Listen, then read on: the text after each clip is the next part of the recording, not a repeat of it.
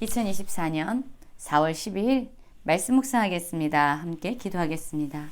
하나님, 우리가 하나님의 백성으로 하나님의 말씀을 청종하고 순종하는 자 되게 하여 주시옵소서. 하나님의 말씀에 순종함으로 하나님이 예비하신 복을 누리게 하여 주시옵소서. 예수님 이름으로 기도했습니다. 아멘. 오늘의 말씀은 신명기 27장 1절부터 26절까지의 말씀입니다. 말씀을 함께 살펴보시기 전에 개인적으로 말씀을 꼭 읽으시고 묵상하는 시간 가지시기 바랍니다. 오늘의 말씀은 이스라엘 백성들이 가나안 땅에 들어가면 하나님과 맺은 언약을 갱신하는 그러한 의식을 거행하게 될 텐데 그 의식 절차가 무엇인지에 대한 내용이 담겨 있습니다. 27장 1절입니다. 모세와 이스라엘 장로들이 백성에게 명령하여 이르되 내가 오늘 너희에게 명령하는 이 명령을 너희는 다 지킬지니라 라고 말씀하고 있어요. 그렇습니다. 이스라엘 백성들은요, 하나님이 구원하신 하나님의 백성이 되었습니다. 그렇기 때문에 그들이 해야 할 일은 하나님 여호와의 말씀을 청종하고 또한 하나님이 말씀하시고 명령하시는 그 모든 명령과 규례를 행하는 것이었죠. 그러나 여러분, 우리도 알지만 하나님의 말씀을 지켜 순종한다는 것 그렇게 쉬운 일은 아니죠. 그래서 하나님께서 이스라엘 백성들에게 요구한 일이 있습니다. 무엇일까요? 바로 요단을 건너 하나님이 주시는 그 가나안 땅 약속의 땅에 들어가게 되면 먼저 큰 돌들을 세우라고 말씀합니다. 그리고 그 위에 석회를 바르라고 말씀하시죠. 왜 석회를 바를까요?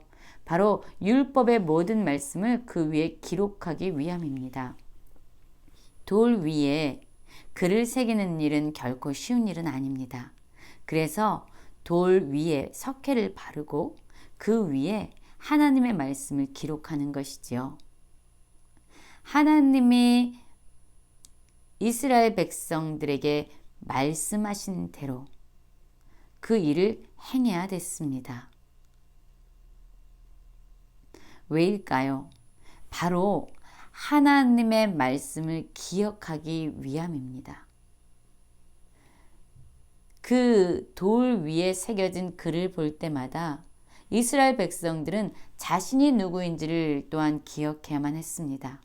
하나님의 백성임을 기억해야 됐어요. 그리고 그들이 해야 될 일, 하나님의 말씀과 명령을 따라 사는 것, 그 명령을 지키는 것이 바로 그들이 해야 될 일임을 그들은 기억해야만 되는 것이죠. 여러분, 우리에게도 하나님의 말씀을 기억하기 위해서 또한 지키기 위해서 우리 각자 행하는 의식이 있습니까? 하나님의 말씀을 내 마음에 새기고 삶 가운데 그대로 순종하며 나아가기 위해서 우리는 어떠한 의식을 행하고 있습니까? 어떠한 기념비를 세우고 있습니까? 우리의 삶을 돌아보기 원합니다. 21장 11절부터 보면은요, 이제 이스라엘 백성을 그린심산과 에발산에 각각 나누게 되죠.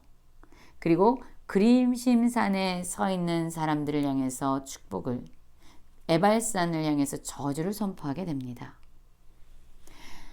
요단을 건넌 후에 시므온과 레위와 유다와 이사갈과 요셉과 베냐민은 백성을 축복하기 위하여 그림신산에 서고라고 말씀하고 있습니다. 르벤, 갓, 아셀, 스불론, 단, 납달리는 저주하기 위하여 에발산에 서라고 말씀하고 있어요. 그렇습니다. 이스라엘 12지파를 그린심산과 에발산에 각각 나누어 세웁니다. 그리고 레위 사람이 그들을 향해서 큰 소리로 외칩니다. 15절부터 보면은요, 한 12가지의 죄목이 나옵니다. 어떠한 자들이 하나님의 저주를 받는 자들인지에 대해서 자세하게 말씀하고 있어요. 첫 번째, 장색의 손으로 조각하거나 부어 만든 우상. 이 우상을 만들어서 은밀히 세우는 자, 그러한 자는 저주를 받게 된다라고 말씀하고 있고요.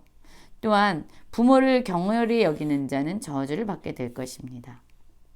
이웃의 경계표를 옮기는 자, 하나님이 정해주신 자신의 기업을 가지고 그것에 만족하지 아니하고 이웃의 것을 탐하는 자들이죠. 그러한 자들 역시 저주를 받는다고 말씀하고 있고요. 맹인에게 길을 잃게 하는 자, 저주를 받는다고 말씀합니다.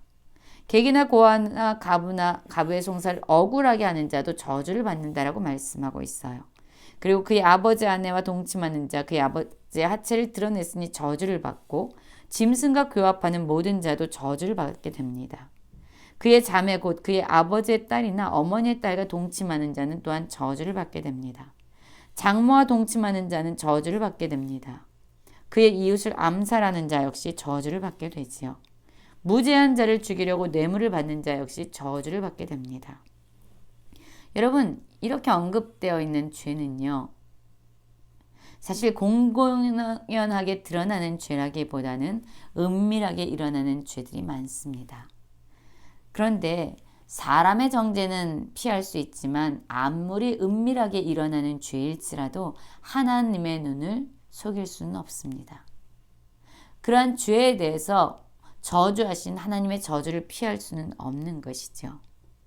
이렇게 선포된 이러한 죄에 대해서 하나님이 레위 사람을 통해서 저주를 선포하실 때에 모든 백성은 응답해서 아멘이라고 말해야 됩니다.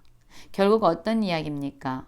모든 백성은 하나님께서 하지 말라라고 말씀하신 것에 대해서는 하지 않아야 되고 하라고 말씀하신 것에 대해서 행해야 하는 그러한 사람들이죠. 여러분, 그렇습니다. 모든 백성이라고 각 절마다 반복적으로 사용되고 있습니다.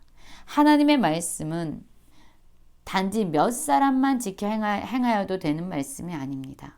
모든 백성이 겸허하게 듣고 모두 순종해야만 하는 말씀이죠.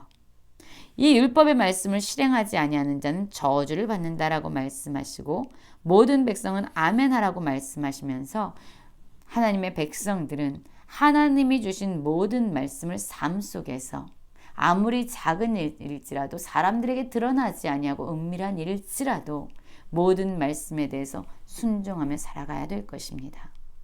여러분, 우리는 지금 선택의 기로에 서 있습니다.